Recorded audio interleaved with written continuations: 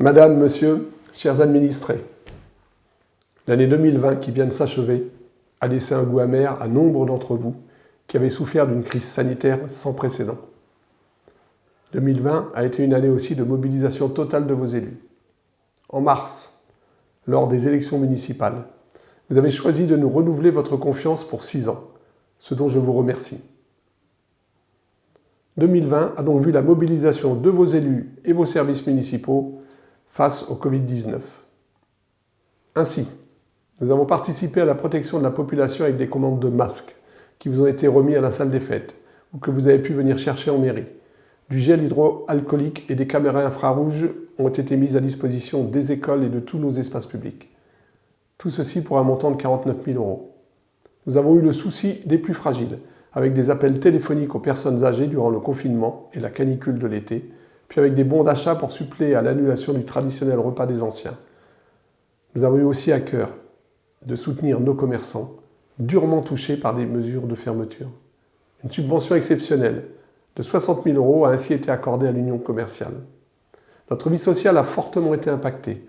Nombre d'associations ont été contraintes d'annuler leurs manifestations, quand d'autres ont vu leur fonctionnement réduit, voire paralysé, à l'instar de nos associations sportives. Les subventions aux associations ont bien entendu été ajustées en fonction des activités maintenues et des aides versées par l'État. Une version à minima de Ruglart a pu être maintenue sur le thème territoire solidaire, tant il nous paraissait essentiel de rendre hommage à toutes les personnes qui se sont mises au service des autres durant ce confinement, et que je remercie encore aujourd'hui. De même, la compagnie 6 Pieds sur Terre a pu vous faire bénéficier de plusieurs spectacles en plein air cet été. Enfin, l'action municipale plus classique a pu cependant se maintenir.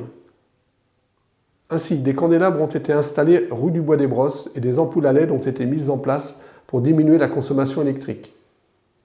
Un ralentisseur a été posé face à la salle des fêtes pour une meilleure sécurité. Les travaux d'enfouissement des réseaux ont été lancés rue Georges Clémenceau. De nouvelles caméras de vidéoprotection ont été installées. Vous avez aussi pu constater les travaux importants réalisés au cimetière qui est en cours de végétalisation. Nous avons, à nouveau, choisi de ne pas augmenter la fiscalité municipale dans ce contexte difficile pour tous. Les travaux de construction du nouveau collège démarreront cette année.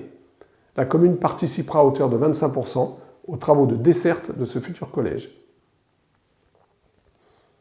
Pour anticiper l'évolution de nos écoles, la ville a posé sa candidature au contrat de ruralité, avec pour objectif le maintien des classes, la création d'une unité locale d'inclusion scolaire et d'une toute petite section maternelle, et le regroupement des écoles sur un même site. Ceci en accord avec les enseignants et les parents d'élèves. Enfin, la fin de l'année 2020 a vu aussi la fermeture de la trésorerie à Rugles. Si nous déplorons cette fermeture, vous pouvez cependant continuer à bénéficier d'aides personnalisées pour de nombreuses démarches administratives ou fiscales auprès de l'espace France Service situé près de la mairie.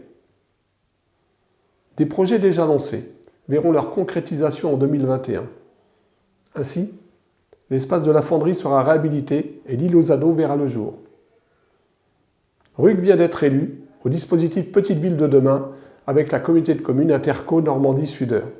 C'est un programme qui vise à améliorer les conditions de vie des habitants des petites communes et des territoires alentours en accompagnant les collectivités dans des trajectoires dynamiques et respectueuses de l'environnement.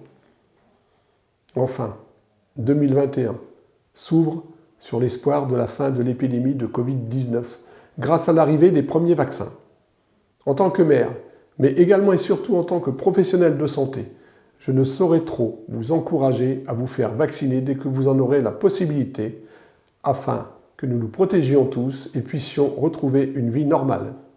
C'est sur cette note d'espoir que je souhaite à chacune et chacun d'entre vous une excellente année 2021.